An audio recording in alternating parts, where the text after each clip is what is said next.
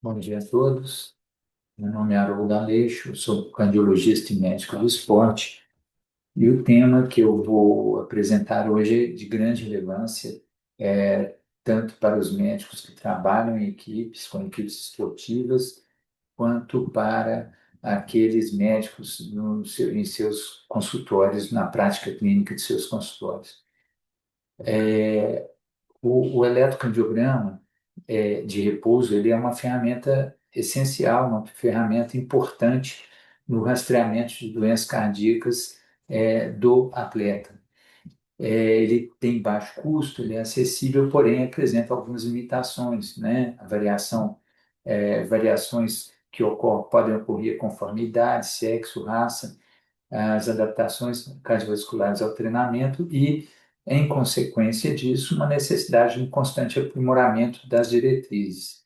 E essas diretrizes, elas vêm sendo aprimoradas desde 2010, né? Vêm sendo publicadas, elaboradas e publicadas diretrizes, sempre com o intuito de reduzir os falsos positivos, e melhorar a acurácia da análise e da interpretação do eletrocardiograma. As diretrizes vigentes são as recomendações internacionais, publicadas em 2017, e agora, mais recentemente, foi elaborado um consenso chamado achados de eletrocardiogramas anormais em atletas. E está previsto aí para 2026 uma elaboração e uma publicação de um consenso mais amplo que deve substituir, de fato, as recomendações internacionais.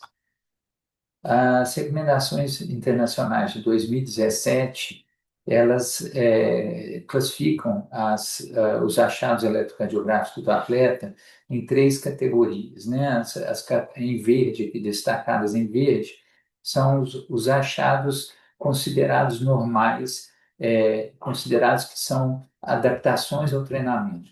Então, por exemplo, a bradicardia sinusal, bloqueio AV de primeiro grau, repolarização precoce, e em vermelho aqui são achados que são anormais e que sempre requerem uma investigação adicional.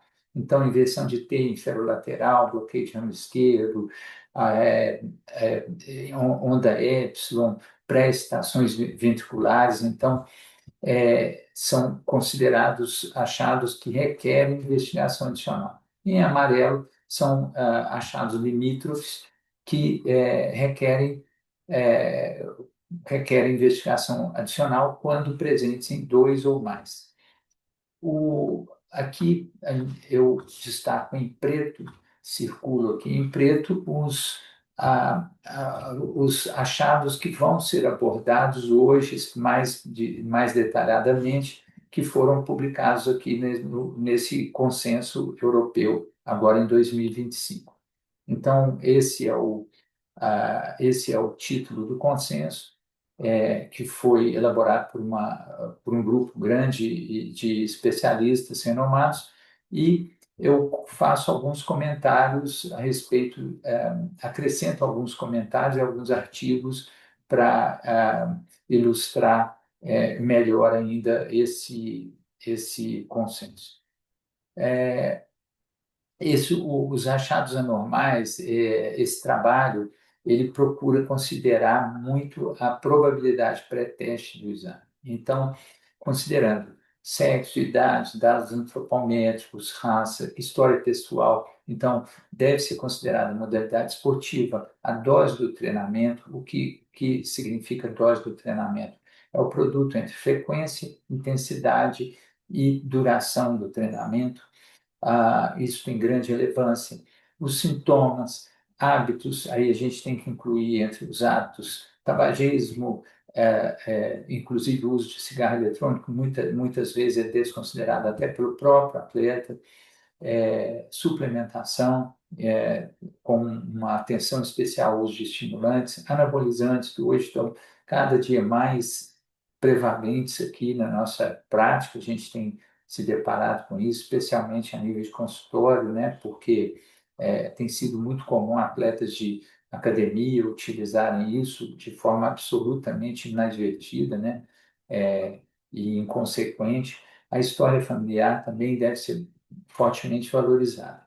Para que a gente possa contextualizar, é importante entender os componentes estático e dinâmico dos esportes. Então, considerando no extremo, em um dos extremos, a gente teria o arco e flecha, o golfe, o boliche como esportes, modalidades esportivas de baixo coeficiente, de baixos componentes, tanto de força quanto de endurance, quanto dinâmicos. Ao passo que no extremo oposto a gente teria ali o remo, o ciclismo, o triatlon, com altos coeficientes dinâmico e estático. E essas adaptações cardiovasculares, elas podem ocorrer conforme a modalidade esportiva. Então, quanto maior a exposição, quanto maior a duração do treino, maior a adaptação, maior o grau de adaptação do sistema cardiovascular a esse treino. Então, nos esportes denominados de habilidade, que são arco e flecha, boliche, golfe, a gente prevê uma pequena adaptação, pequenas mudanças, ou nenhuma mudança em termos de remodelamento cardíaco, ou de alterações fisiológicas do ponto cardiovascular. No extremo oposto, a gente tem os esportes de endurance, onde a gente tem uma grande variação do débito cardíaco e do remodelamento cardíaco que estão relacionados ao volume de treinamento. Isso é importante para a nossa análise daqui em diante. Então, considerados como achados anormais, a bradicardia ela é muito frequente e encontrada até em 80% dos atletas. Mas a bradicardia extrema, abaixo de 30 batimentos por minuto, ela é incomum, né? Quando a gente vê bradicardias abaixo de 35 batimentos, a gente normalmente isso é observado somente em atletas de endurance. Não é esperado, por exemplo, um atleta que chegue de academia, ou se a gente falar um atleta, mesmo que seja de altíssimo nível, um atleta de excelência mesmo, de elite, que seja um atleta de arco e flecha, que ele tenha frequências tão baixas assim. Então, isso nos faz levantar um ponto de atenção sempre quando a gente está diante de condições que são incompatíveis, que não são esperadas para cada atividade. E uma frequência e a abordagem nesses casos é de fazer um teste de competência cronotrópica, ou seja, você está diante do atleta com bradicardia sinusal abaixo de 30 batimentos por minuto. Faz um teste de competência cronotrópica, que pede para o atleta hiperventilar ou fazer uma rápida atividade física e observa a resposta eletrocardiográfica disso. Se ele não subiu a frequência cardíaca de acordo, manteve o ritmo adequado, você estaria autorizado, o médico está autorizado, está indicado a fazer exames de patologia clínica, bioquímicos, teste de esforço, o ecocardiograma, um Holter de 24 horas e dar sequência à avaliação. Se tiver tudo normal, ele estaria liberado para a prática de atividades físicas. Havendo alguma normalidade, deve ser abordado conforme o diagnóstico. Outros achados anormais descritos seriam o PR curto, abaixo de 120 milissegundos, a prevalência do PR curto em adolescentes de 15 anos, em torno de 15 anos de idade, é em torno de 15%. Mas tem que ser lembrado que o VOLF, ou a pré-estação, ela pode ocorrer mesmo quando o PR ajustado para a idade encontra-se normal. E, segundo Perry e colaboradores, algumas dicas podem nos ajudar no diagnóstico diferencial desses indivíduos com PR curto é, e, e que, e que você está suspeitando de uma pré-estação associada. Então, um PR curto menor do que 100 milissegundos, uma ausência de onda Q em derivações esquerdas, V6, V7, um eixo menor do que 0 graus, eles, segundo os autores, podem correlacionar com um Wolff expresso ou também oculto. Mas uma investigação complementar, ela não deve ser realizada de rotina em atletas assintomáticos. Então, aqueles atletas que não tiverem sintomas não precisam e não devem ser submetidos à propedêutica adicional. Outros achados anormais são o PR prolongado, ou seja, maior ou igual a 400 milissegundos em adultos ou maior ou igual a 300 milissegundos em adolescentes. Esses achados eles são incomuns e requerem investigação adicional. É importante a gente estar sempre avaliando o comportamento do PR, do intervalo PR durante o exercício. Ele tende a diminuir.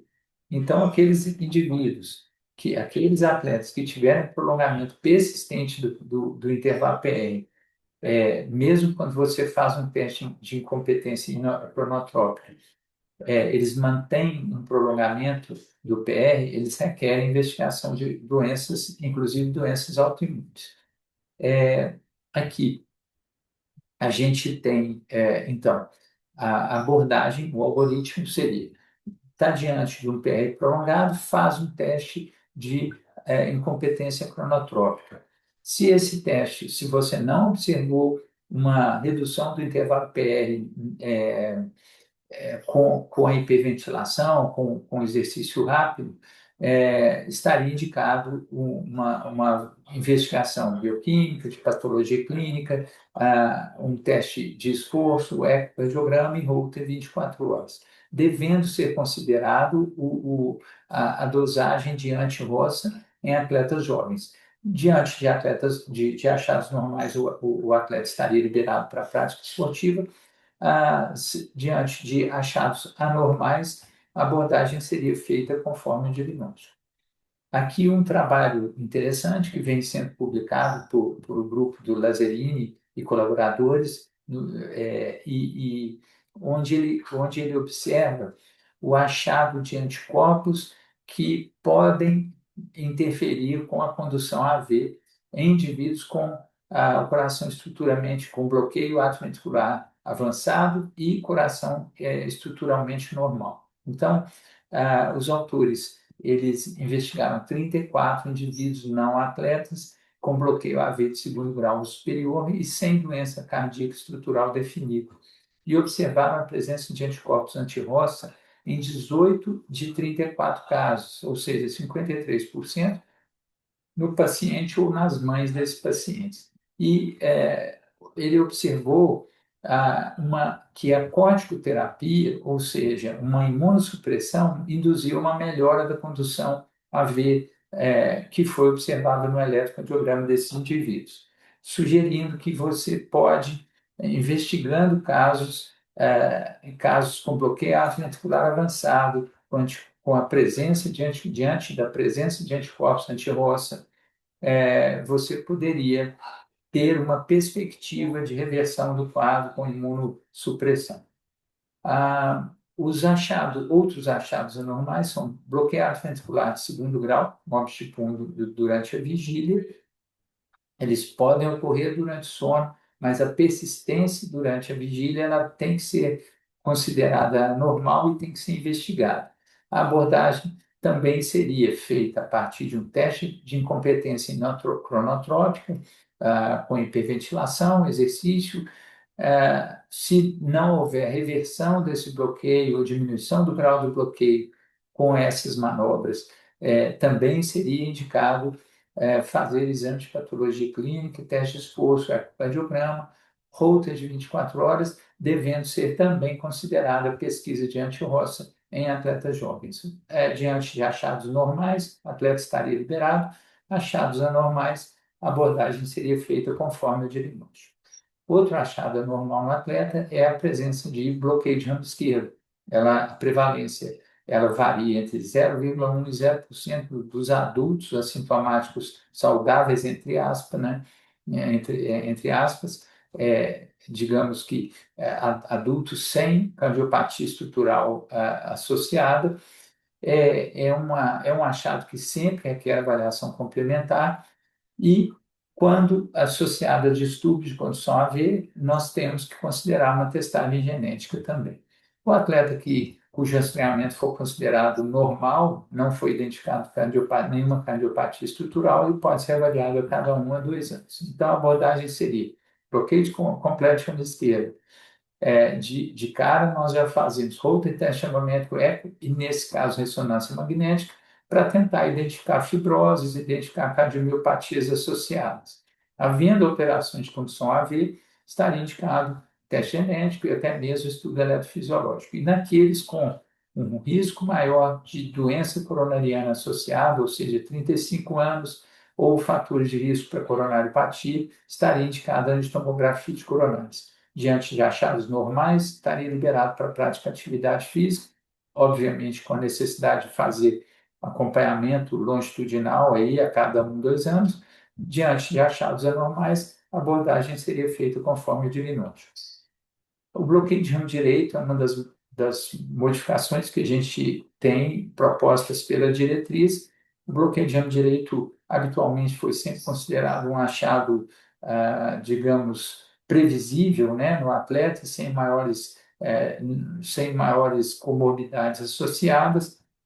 A prevalência ela varia muito conforme o tipo, a modalidade esportiva estudada, mas normalmente varia entre 0,2% a 0,3% dos atletas.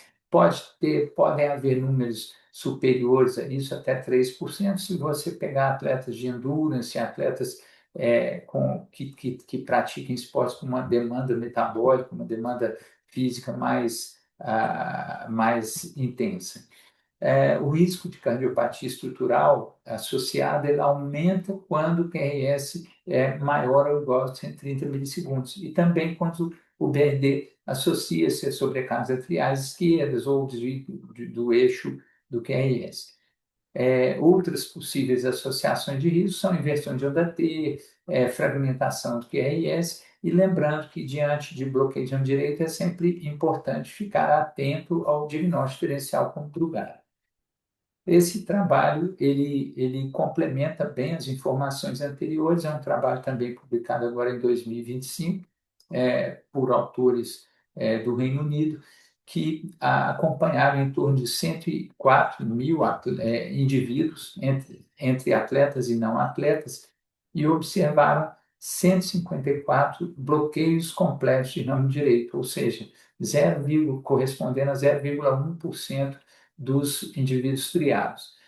E dentre esses 154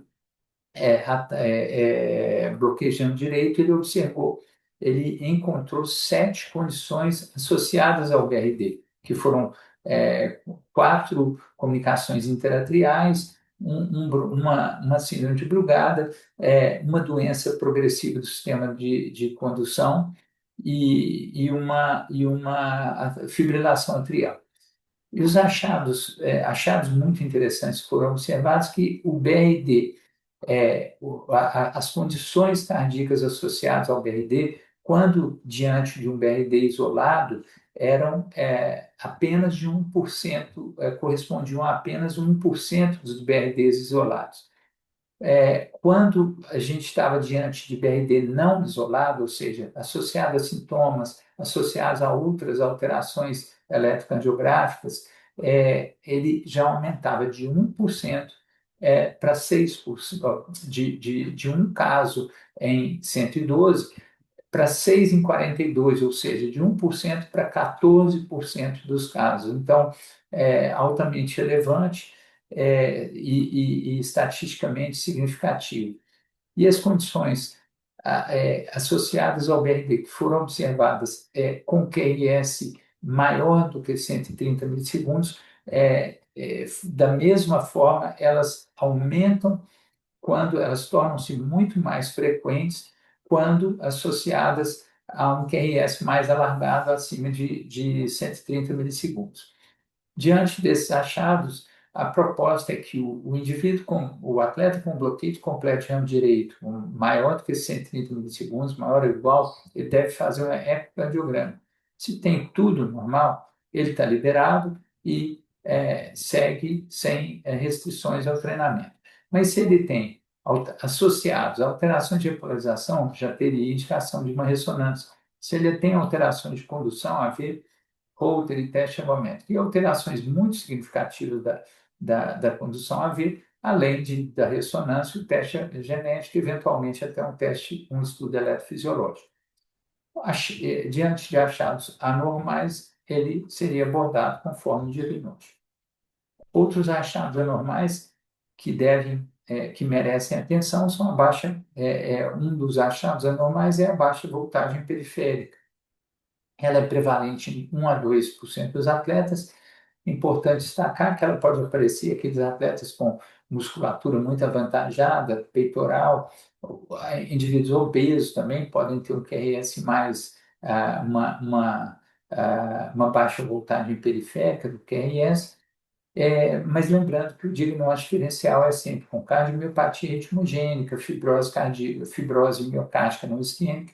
Então, por isso, a gente deve estar sempre atento a essas condições.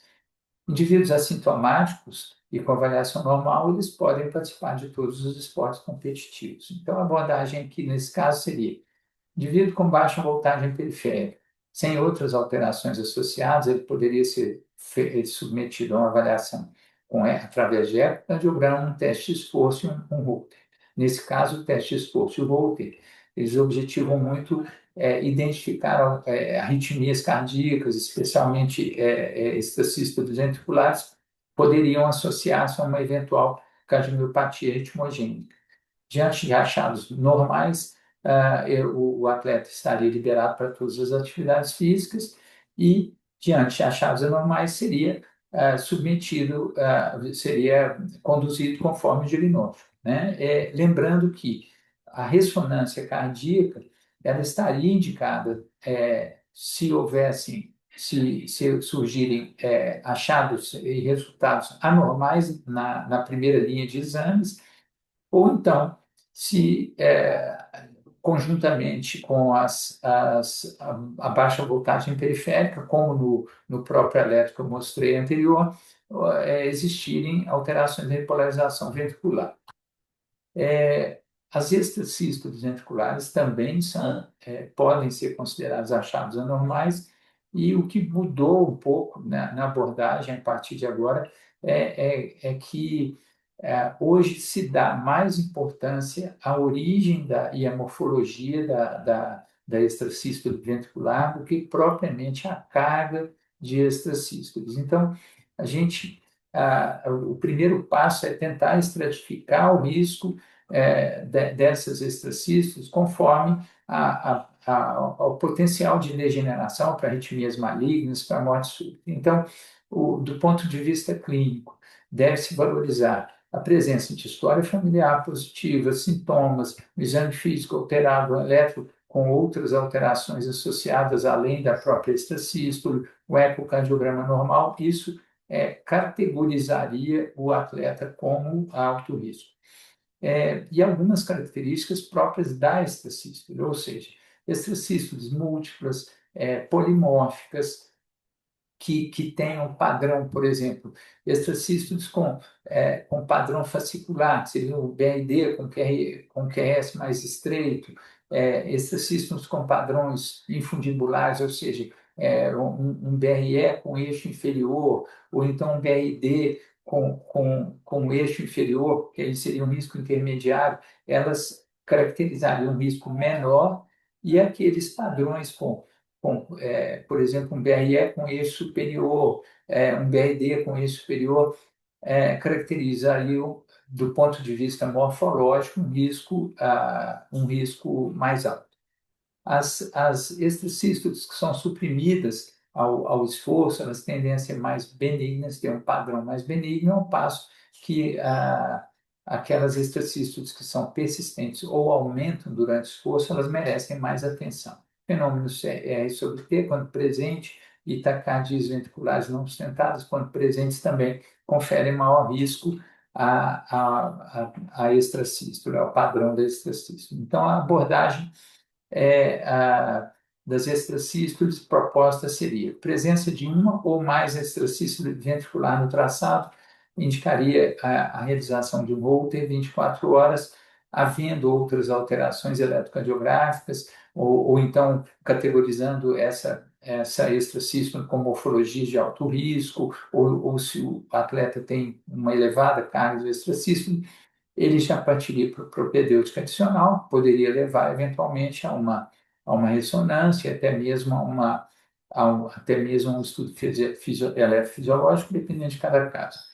Mas, na ausência de fatores de risco aumentados, a gente observaria pelo Holter se a carga de extracístoles é maior do que 1% e menor do que 10%, ecocardiograma, diante e após os resultados, considerar acompanhamento. Resultados normais, considerar acompanhamento. Para uma carga de extracístoles mais baixas, ou seja, mais baixa, abaixo de 1%, nenhuma avaliação adicional seria necessária. Ah, Antes de falar sobre achados anormais da repolarização ventricular, é importante a gente falar sobre o que é normal. Então, é considerado normal o padrão de repolarização juvenil que corresponde à inversão de onda T de onda T de V1 a V3 em atletas não maturados até 16 anos de idade. Aqueles atletas com mais de 16 anos de idade que tenham inversão de onda T persistente, eles devem ser investigados. É denominado como variante de repolarização do atleta negro a inversão de onda T, que em parede anterior de V1 a V4, quando restrita a V1 a V4 e precedida pela elevação do ponto J e pelo supradesnivelamento convexo de ST. No caso das atletas do sexo feminino, é considerado normal também a inversão de onda T quando restrita a V1 e V2.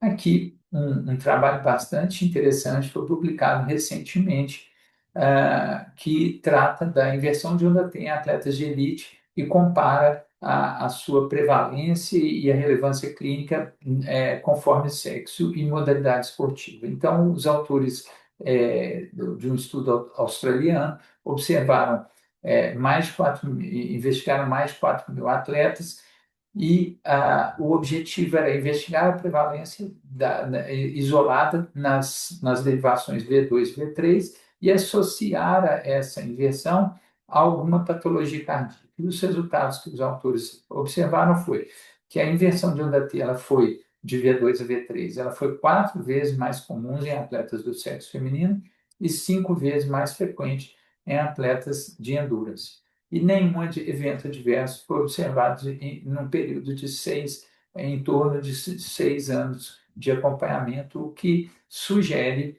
né, uma benignidade para esse tipo de achado.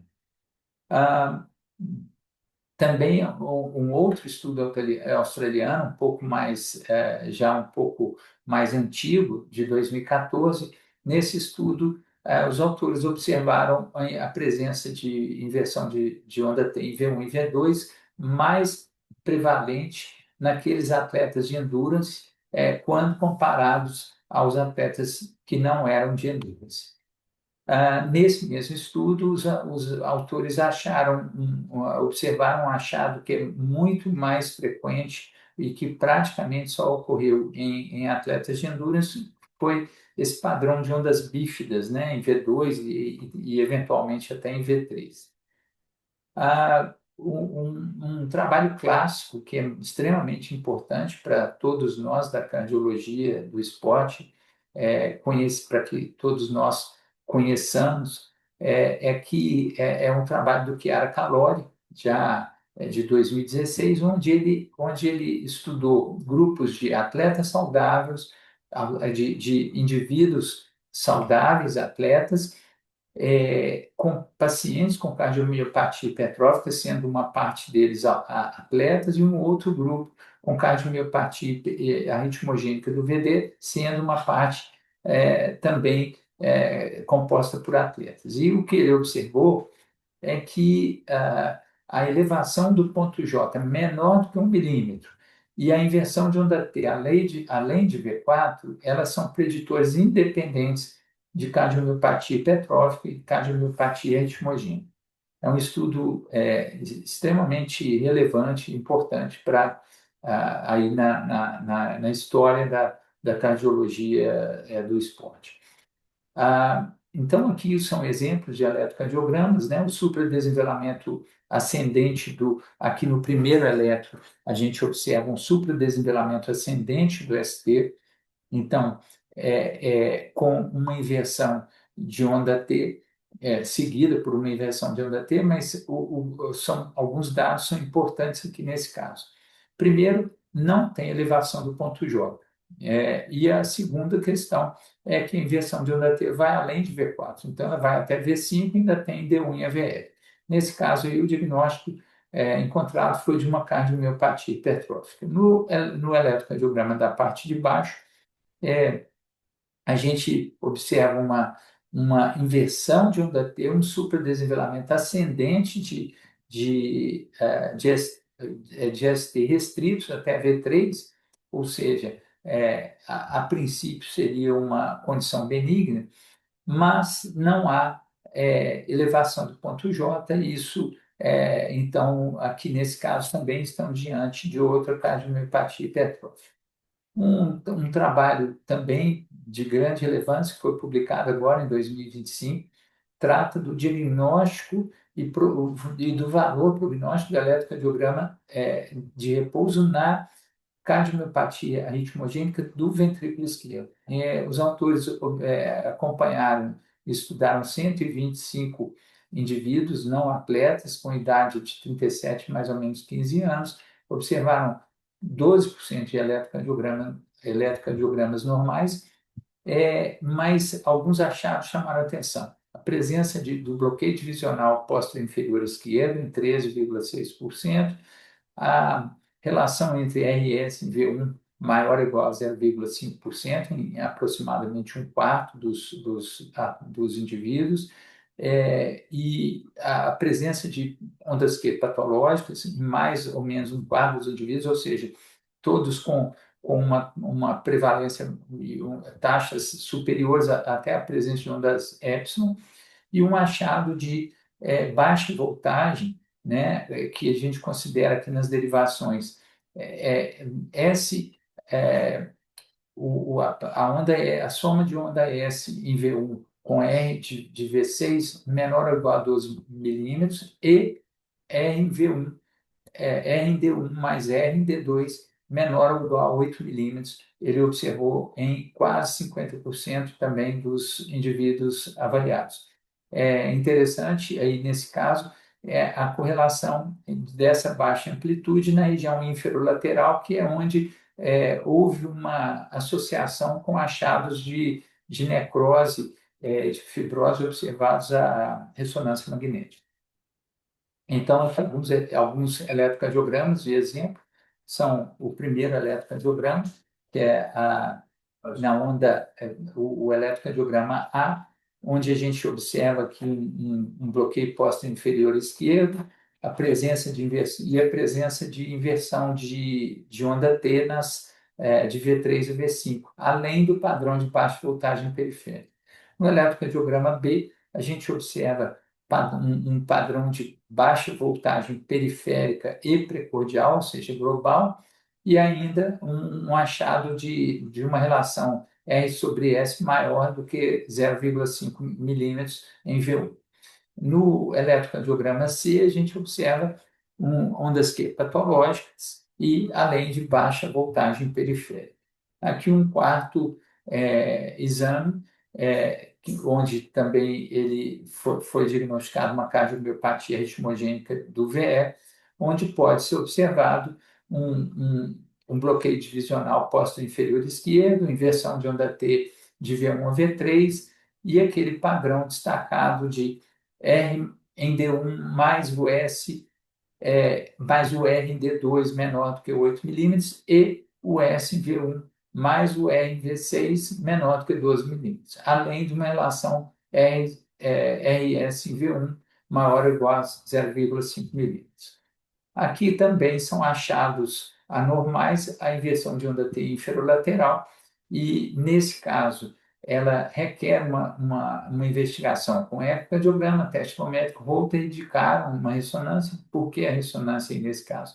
Porque ela aumenta a acurácia diagnóstica com a perspectiva de encontrar aí uma cardiomiopatia hipertrófica apical, por exemplo. Achados anormais vão ser abordados conforme o diagnóstico, é, e achados normais requerem somente o acompanhamento anual.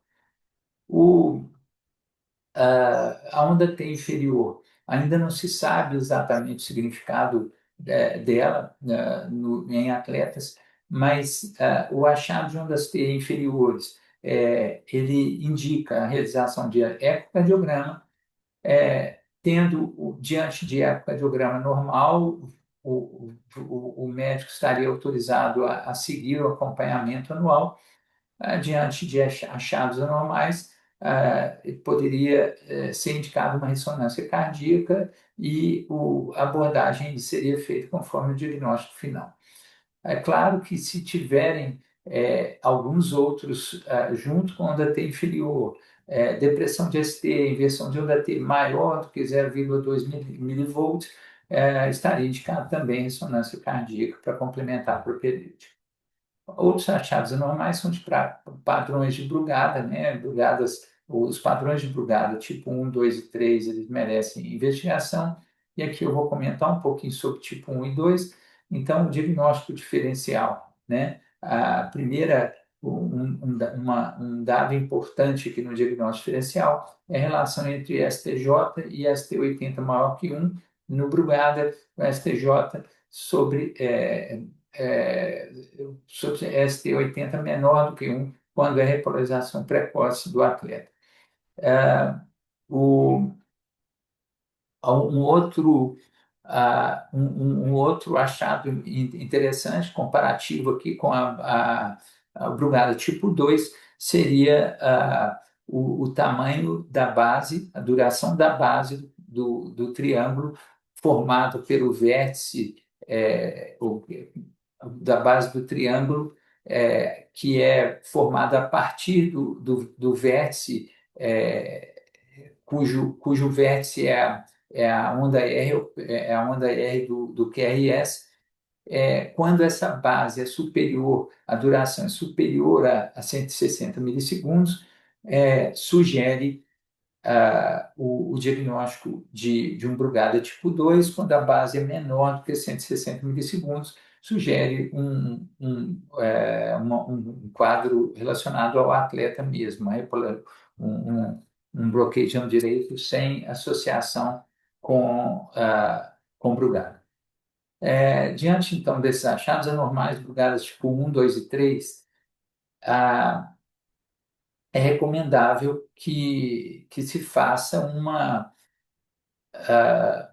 que se coloque eletrodos em derivações mais altas. Então, no segundo e no terceiro espaço intercostal, que a gente coloca as derivações direitas no segundo espaço ou no terceiro espaço intercostal, para tentar transformar esses padrões de 2 e 3 em padrão tipo 1, que é o padrão diagnóstico e que tem relevância clínica. Então, diante de Brugada tipo 2 e 3, estaria indicado repetir o eletro com eletrodos no segundo ou no terceiro espaço intercostal. Eletrocardiograma normal, nenhuma avaliação adicional estaria recomendada.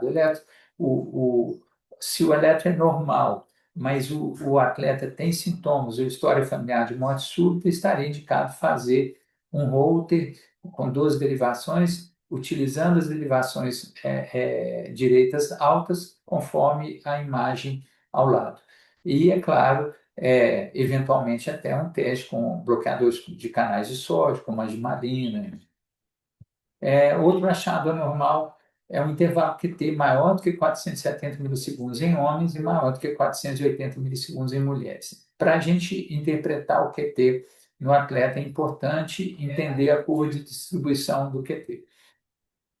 Sabendo que parte das pessoas com QT considerado normal podem ser, na verdade, portadores da síndrome congênita do QT longo. E parte dos portadores de QT longo podem ter QT normal, né? E para a gente abordar o diagnóstico, o primeiro passo é fazer a aferição do intervalo QT. E aqui, à direita, nós temos alguns padrões de técnicas em que a gente utiliza a técnica da tangente, procurando obter uma tangente a partir da fase final da onda T, e excluindo sempre a onda U para aferição desse intervalo. Os padrões morfológicos também são importantes. Os padrões morfológicos eles têm relevância tanto para o diagnóstico da síndrome congênita do QT longo, quanto até em termos de perspectivas assim, de associações com clínicas mesmo, com sintomas clínicos. Existem trabalhos mostrando que indivíduos que têm esses padrões morfológicos eles frequentemente são os indivíduos mais sintomáticos, mas então, na síndrome do QT longo tipo 1, o que se observa são padrões o QT com uma base mais alargada, no QT longo tipo 2, a onda T de padrões mais bifásicas, e no QT longo tipo 3, a ascensão, a fase de ascensão da onda T, ela é mais tardia. Aqui um padrão morfológico da síndrome congênita do QT longo em um indivíduo de 13 anos masculino, observando alguns achados importantes. Primeiro, a bradicardia, que pode ser um achado comum aí nesses casos, o próprio QT longo e os padrões bífidos da onda T, que foram encontrados. O QT limítrofe ou levemente prolongado, então, ele deve ser abordado da seguinte forma: QT muito prolongado, ou seja prolongado ou limítrofe, em todas as situações, é fundamental afastar causas secundárias de prolongamento QT, distúrbios eletrolíticos, uso de medicamentos que eventualmente alargam QT. Afastadas essas causas, deve ser repetida, o eletrocardiograma deve ser repetido mais de uma vez, em mais de uma oportunidade. Se os achados persistirem alterados, estaria indicado Holter, ecocardiograma, o teste de esforço, que tem um significado, tem uma importância muito grande, especialmente a análise do quarto minuto de recuperação no teste de esforço, onde pode ser observado o alargamento do QT acima de 480 milissegundos. O rastreamento familiar tem também uma relevância importante, e o teste ergométrico, genético, desculpa, ele está indicado em casos com QT maior ou igual a 480 milissegundos, e pode ser considerado diante de alguns resultados limítrofes também. Aqui, para finalizar, a importância da avaliação sequencial de atletas com eletrocardiogramas inicialmente normais. Então, esse atleta com uma história familiar positiva para cardiomiopatia hipertrófica, aos 13 anos ele era atleta de futsal, apresentava um eletro aparentemente inocente, com pequenas alterações ali, discretas alterações de parede inferior. Aos 17 anos, ainda sem sintomas, ele já apresentava um eletro bem diferente, né, com inversões de onda T profundas e inferolaterais, e a ressonância dele confirmou o diagnóstico de cardiomiopatia hipertrófica. Daí a importância da gente estar monitorando esses indivíduos que são considerados de risco. No caso, o risco dele era a história familiar.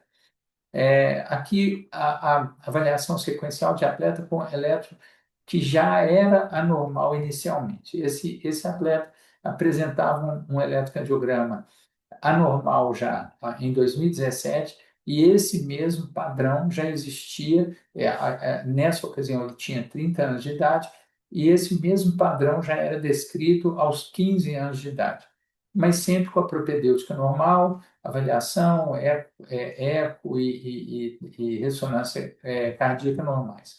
Em 2018, ele manteve o padrão dos exames normais até que 2019, ou seja, 2 anos depois, surgiram alterações na ressonância magnética com padrões de fibrose apical e foi confirmado o diagnóstico de cardiomiopatia hipertrófica apical.